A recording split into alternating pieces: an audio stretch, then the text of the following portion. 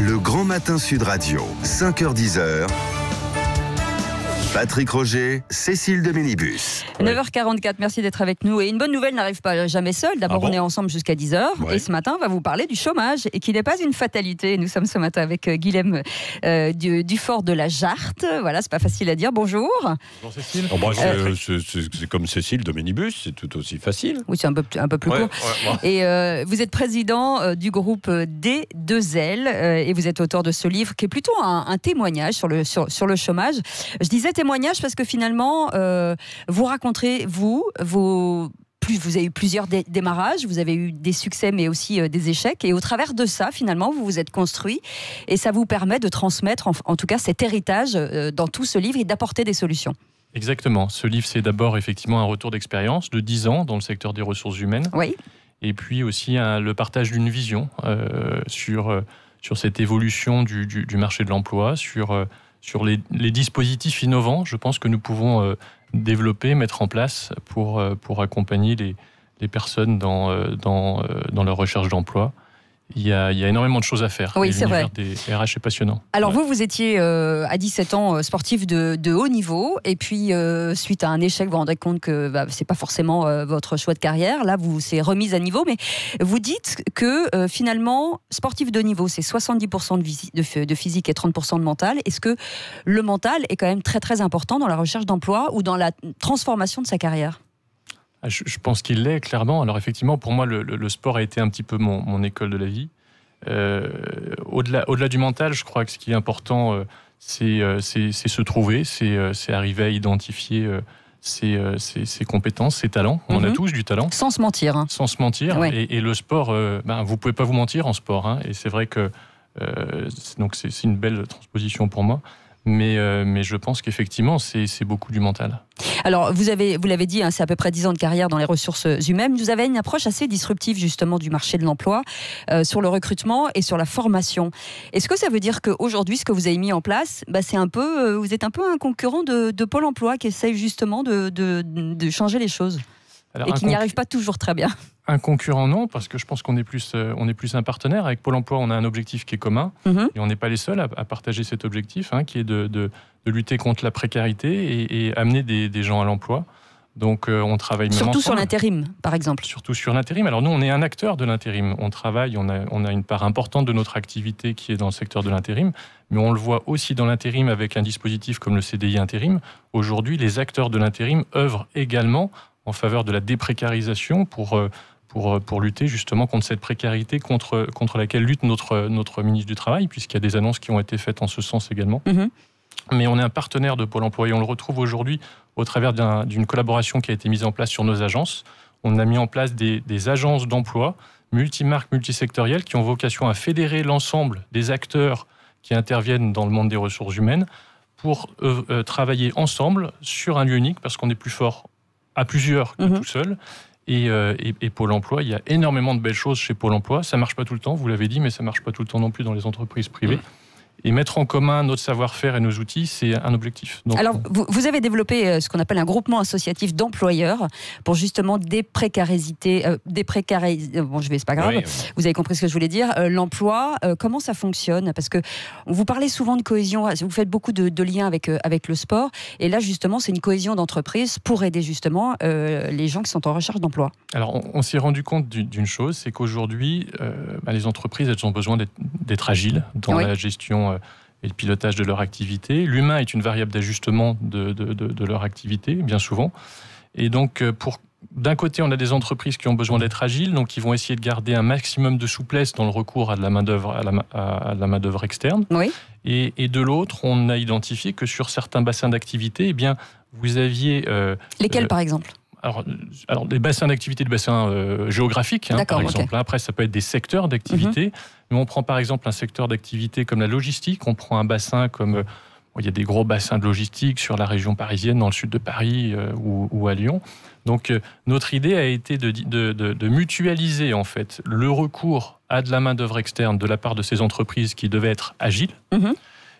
Et les accompagner dans une démarche qui consistait à dire, eh bien, si on mutualise nos besoins, plutôt que d'avoir recours à de la main-d'œuvre précaire, On va déprécariser ces emplois en constituant des pools d'excellence, des collaborateurs exclusivement portés par des contrats de travail en CDI temps plein. Et en partageant ces ressources, en fait, on maintient notre besoin d'agilité, on préserve notre besoin d'agilité et on déprécarise l'emploi de ces personnes. Et le dispositif des groupements d'employeurs, c'est ça. Alors le dispositif des groupements d'employeurs, c'est un dispositif qui permet d'œuvrer dans ce sens, aller sur de la mutualisation de compétences et déprécariser l'emploi tout en maintenant les besoins de flexibilité des entreprises. Mais il y a d'autres dispositifs aussi qui se déploient, comme le CDI intérim. Et on a été effectivement un des précurseurs sur le marché national dans ce qu'on appelle aujourd'hui la flexi-sécurité, puisque la flexi-sécurité, c'est ça, sécuriser l'emploi des personnes d'un côté, les déprécariser, et de l'autre, maintenir les besoins de flexibilité des entreprises. Vous avez mis aussi en place un système de réseau qui s'appelle Job Station. Vous êtes en train de déployer un réseau. C'est quoi exactement ? C'est quoi la différence entre justement ce groupement d'employeurs et ça ? Alors, le groupement d'employeurs, c'est un dispositif parmi d'autres. Oui. Job Station, l'idée de Job Station, c'est créer un lieu, un espace, un petit peu les galeries Lafayette de l'emploi, où on va fédérer des acteurs. Ces acteurs vont proposer des services, parce qu'aujourd'hui, on s'aperçoit que les millénials n'ont pas le même rapport à l'emploi que les générations. Les millénials, on rappelle... c'est les jeunes. Aujourd'hui, c'est les populations c'est les jeunes qui arrivent au travail. Oui, c'est ça. Non, mais c'est bien parce que vous le savez, mais tout le monde ne le sait pas. C'est vrai. Donc, les personnes qui accèdent à l'emploi aujourd'hui n'ont pas le même rapport à l'emploi. Il y a une quête de sens. Il y a des choses qui ont évolué, donc il faut d'un côté que les entreprises s'approprient ces changements et ces évolutions. Je vous coupe quand vous dites une quête de sens. Ça veut dire que nous, plus âgés, on acceptait des métiers qui étaient pas très valorisants et que la jeune génération ne s'inscrit pas du tout dans la même chose. Alors malheureusement, on a quand même énormément de gens qui vont continuer à travailler dans une démarche alimentaire, mais d'une façon générale, on s'aperçoit qu'aujourd'hui, les gens portent de plus en plus d'attention au bien-être au travail. Au bien-être au travail, veulent trouver du sens dans ce qu'ils font, et je pense que ça, c'est quelque chose de beau. En cela, on retrouve un petit peu le modèle nordique, et ça, c'est une évolution notable. Ça veut dire qu'en face, l'entreprise, elle doit faire évoluer sa relation avec l'humain. Et quelque part, ça remet un petit peu l'humain au centre de l'échiquier. Et alors qu'on parle de mécanisation, d'intelligence artificielle, c'est extrêmement intéressant parce qu'on s'aperçoit que l'humain va prendre de plus en plus d'importance dans un environnement où il va y avoir aussi l'apport des nouvelles technologies. Oui, mais justement, cette innovation et cette technologie qui arrive fait peur à une certaine catégorie de la population parce que ça va changer le paradigme, en tout cas, de pas mal de métiers. Ça va changer beaucoup de choses. Alors ça va effectivement, il y a des métiers qui vont disparaître, mais il y a aussi, on le voit aujourd'hui. On sait par exemple, vous pourriez nous donner des exemples de métiers qui tendraient à disparaître ? Alors, sur la mécanisation peut-être ? On intervient beaucoup dans le secteur de la logistique au niveau de notre groupe. Ce que je peux vous dire, c'est que par exemple, des entrepôts qui mettent en place de la mécanisation vont réduire considérablement leur recours à des préparateurs de commandes. En revanche, sur ces entrepôts, on constate qu'il y a un transfert de métiers et il y a des nouveaux métiers qui apparaissent. Il y a des gens qui interviennent pour régler les robots, qui interviennent sur des nouvelles fonctions qui n'existaient pas dans les entrepôts. Et au final, entre les emplois indirects qui sont créés ou directs sur les entrepôts, eh bien, on s'aperçoit qu'il n'y a pas véritablement de destruction d'emplois. On a simplement un transfert qui s'opère. Et notre objectif à nous aussi, c'est d'accompagner ces populations peu ou pas qualifiées vers ces nouveaux métiers de demain. Concrètement, comment ça se passe ? On vient chez vous, c'est-à-dire qu'on est en changement de carrière ou en évolution de carrière. Vous nous apportez une formation. Vous faites quoi ? Vous faites un espèce de état des lieux de la personnalité pour savoir quelles sont ses compétences et ce qui lui manque ? Alors c'est ça justement tout l'intérêt d'une agence Job Station aujourd'hui, c'est notre volonté est en amont d'accompagner la personne dans l'identification de ses aspirations et derrière de l'accompagner sur de la formation et de la mener à l'emploi. Et souvent on se rend compte qu'en fait cet emploi idéal, c'est pas forcément l'emploi qu'on a identifié. Et cette notion de service n'existait pas véritablement dans le monde des ressources humaines jusqu'à maintenant. Vous poussiez la porte d'une agence d'intérim, vous déposiez votre CV et vous attendiez qu'on vous appelle. Et aujourd'hui, je pense que on doit faire évoluer ça, on doit transformer notre métier. C'est ce que fait Pôle emploi en partie, puisqu'il y a énormément de choses qui ont été implémentées sur les agences Pôle emploi.